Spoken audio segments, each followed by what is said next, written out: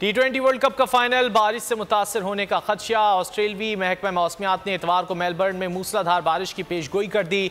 इतवार को मैच मुकम्मल ना होने की सूरत में पीर को मैच होगा। बारिश की वजह से मेगा इवेंट के 3 मैचेस मनसूख किए जा चुके हैं।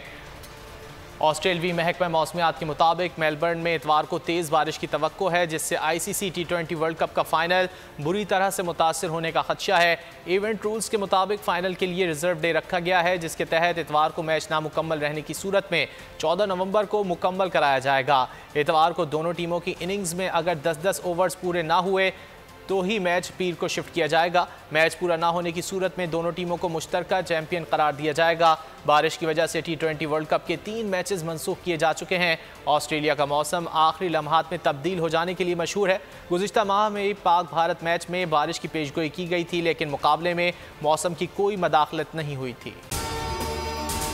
अगर आपको ये वीडियो पसंद आए तो लाइक पर क्लिक करें। बहुत अच्छी कवरेज की है। ये मार्च की तो जबरदस्त कवरेज थी, बॉल की प्रॉब्लम सबसे बेस्ट थी। सबसे ज्यादा रील्स और सबसे ज्यादा रेटिंग के साथ बोल रहा नंबर 1।